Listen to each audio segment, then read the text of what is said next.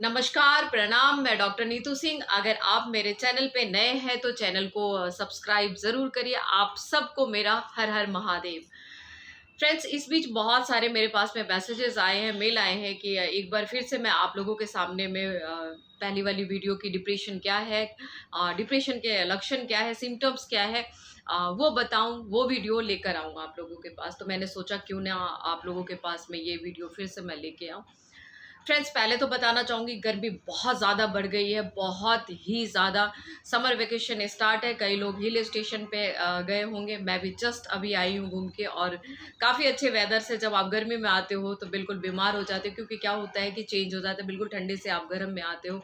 तो इस टाइम में आप एहतियात बरतें, क्योंकि ये टाइम ऐसा है कि आप बाहर निकलते हो तो लू लगने का, और इतनी ज़्यादा गर्मी हो रही है। तो इससे बचने के लिए, गर्मी से आप बचो, इसके लिए अगर आप बाहर निकलते हो तो हमेशा आप अम्ब्रेला कैरी करो। उसके बाद आप एक पानी की बॉटल ज़रूर कैरी करो। बहुत ज़रूरी है तब निकलो, निकलना तो ज़रूरी ही है, क्योंकि काम है, और अपनी ज़िंदगी चलाने के लिए हमें अपने काम के लिए जाना ही पड़ता है। तो जितना हो सकता है धूप से बचें, और जितना हो सकता है पानी पीने की कोशिश करें। फ्रूट इस टाइम में बहुत ज़्यादा खाएँ, नारियल पानी पिए, तो इससे आप बच सकते हैं। दूसरी और बहुत ही इम्पॉर्टेंट बात, कि जैसे गर्मी हम सबको लगती है, वैसी ही गर्मी पशु पक्षी जानवर उन सबको लगती है। कोशिश करें उन सब के लिए, अगर आप कैपेबल हैं तो उन सब के लिए कहीं ना कहीं एक छोटा सा मिट्टी का बर्तन रखें, और उसमें पानी रख दिया करें, जिससे कि अगर पक्षियाँ जैसे आती हैं और वो पानी ढूंढती हैं, तो हम सब के लिए, जैसे ये चिलचिलाती गर्मी है, तो उन सब के लिए वो बोल नहीं पाएंगे, क्योंकि बेजुबान होते हैं वो, लेकिन फिर भी उनकी हरकतों से पता चल जाता है। तो कोशिश करें कि उन सब के लिए अपनी छत पे या कहीं कॉलोनी में या रास्ते में कहीं भी ऐसी व्यवस्था करवा सकते हैं तो करवाएं, और पानी ज़रूर रखें।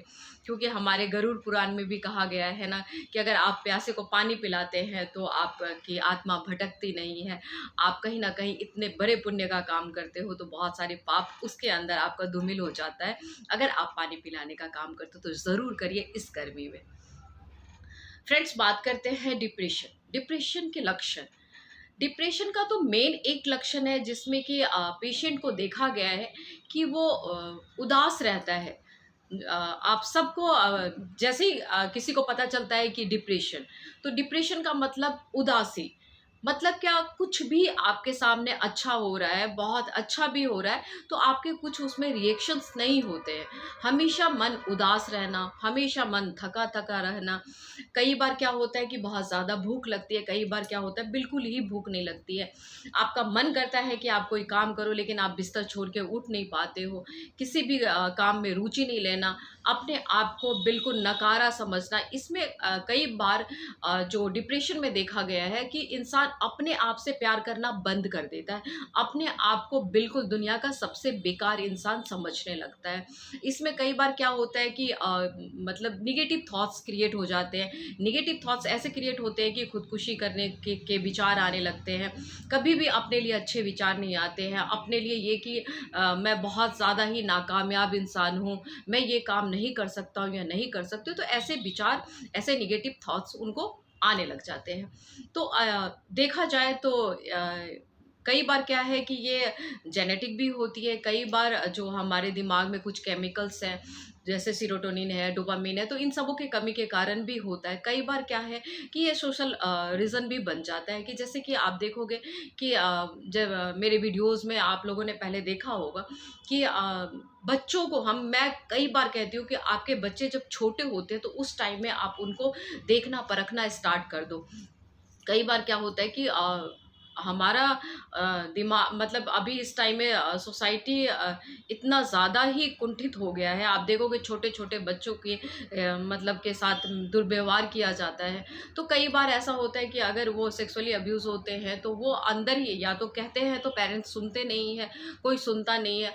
तो रीज़न क्या होता है, वो अंदर-अंदर रख के घुटते रह जाते हैं, या कई बार उनके साथ कोई बुरा व्यवहार हुआ है, कुछ ऐसे और वाक़या उनके साथ हो गया है जो वो भुलाए नहीं बोलते, और वो ग्रो करने के साथ-साथ साथ उनका वो माइंड में जो निगेटिव विचार बैठे हुए या निगेटिव जो उनके साथ में व्यवहार हुआ था या बुरा व्यवहार हुआ था वो चलता रहता है, आगे कहीं ना कहीं उनके दिमाग में वो बैठा रहता है, तो ये भी रीज़न बन जाता है।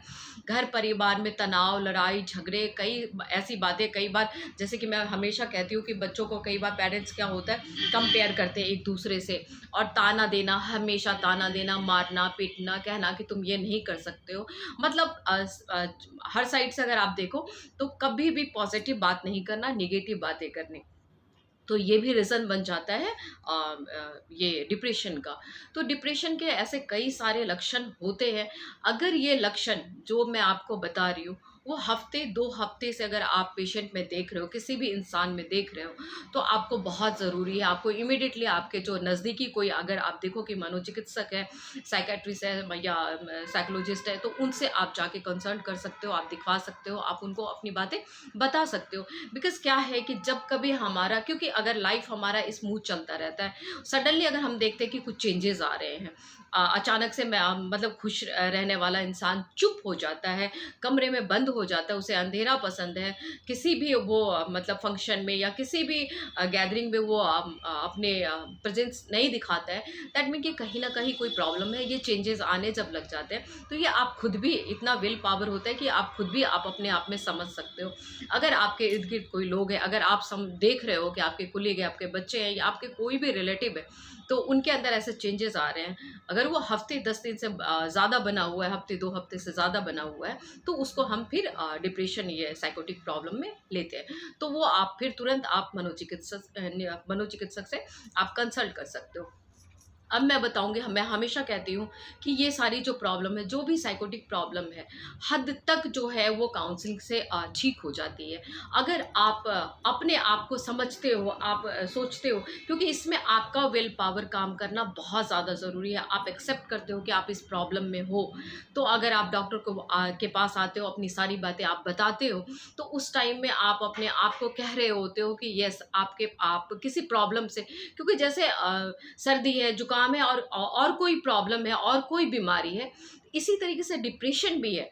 हमारा समाज अभी इस चीज़ को एक्सेप्ट ही नहीं करता, सोसाइटी हमारी जल्दी आती नहीं है, क्योंकि सोसाइटी का एक डर होता है कि अगर आप मनोचिकित्सक के पास आओगे तो लोग कहेंगे कि शायद ये पागल है या पागल हो रहा है। तो इस तरीके की बातों को लेके लोग डर जाते हैं और नहीं आते हैं मिलने के लिए। ऐसा कुछ भी नहीं है फ्रेंड्स।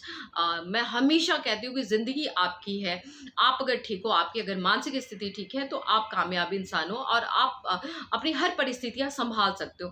कोशिश करो कि जितना जल्दी हो सकता है, अगर कोई ऐसी प्रॉब्लम है तो आप मनोचिकित्सक से ज़रूर मिलो, क्योंकि जैसे मैं बता रही हूँ कि सर्दी जुकाम या बुखार या कोई भी ऐसी प्रॉब्लम है, वैसे डिप्रेशन भी एक बीमारी है।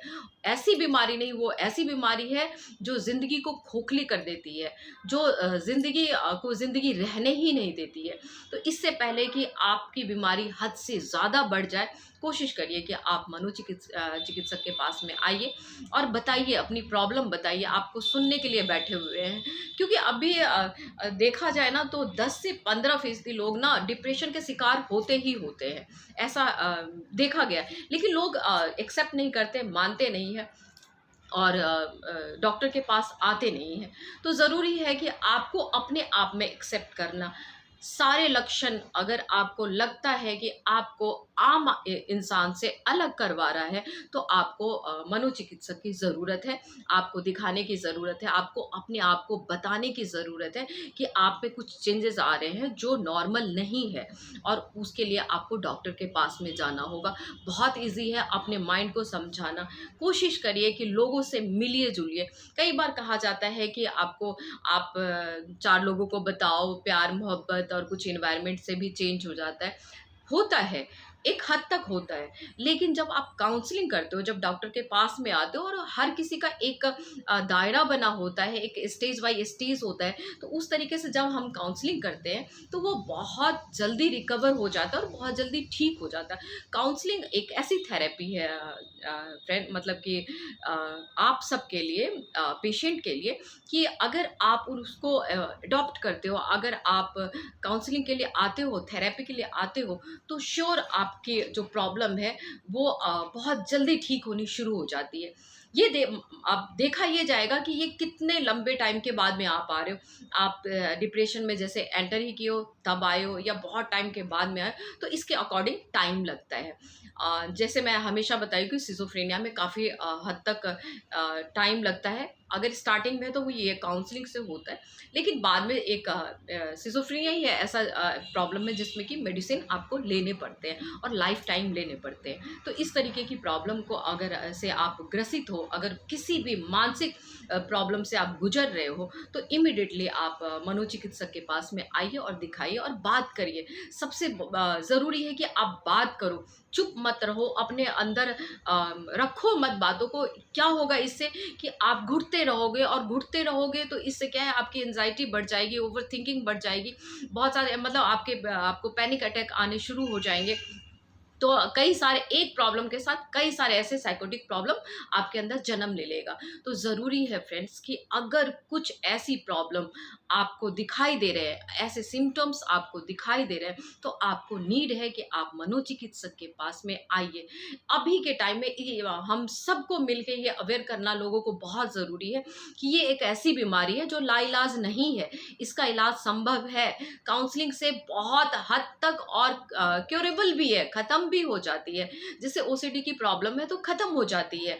तो अगर आप आओगे, बात करोगे, डॉक्टर को अपनी प्रॉब्लम बताओगे, तो आप देखोगे कि क्योंकि आप अपने अंदर फिर पॉजिटिविटी लेकर आओगे कि मुझे ठीक होना है, और जैसे आप अपने अंदर ये थॉट्स क्रिएट करते हो ना, तो आप देखो कि कितनी जल्दी आप ठीक हो जाते हो। तो आप ये मत समझो कि डिप्रेशन लाइलाज है, नहीं, इसका इलाज संभव है, लेकिन आपको ज़रूरत है कि आप डॉक्टर के पास में आइए और कंसल्ट करिए। होप कि आप सभी अच्छे रहेंगे, आप सभी को मेरी सलाह, मेरा मशवरा और मेरी बातें अच्छी लगेगी, और कोशिश करेंगे कि अगर कुछ ऐसी प्रॉब्लम से आप गुजर रहे हो तो ज़रूर आइए और डॉक्टर को दिखाइए। फिर से एक बारी, गर्मी बहुत ज़्यादा हो रही है, पानी पिए, अपने आप को ज़्यादा धूप से बचा के रखिए, अपने आप को बचा के रखिए। कोशिश करिए कि जैसे कि हमारे सोसाइटी में आप देखिए बहुत सारे डॉगीज़ हैं, बहुत सारे ऐसे जानवर जो ऐसे घूमते रहते हैं। आप देखिएगा कि सड़क पे आपको गाय भी ऐसे ही मिल जाती है घूमते हुए मैं क्या कहूँ, मतलब ऐसे लावारिस सी मिल जाती है जिसको ना तो खाना दिया जाता है, ना तो पानी दिया जाता है, ना तो कुछ।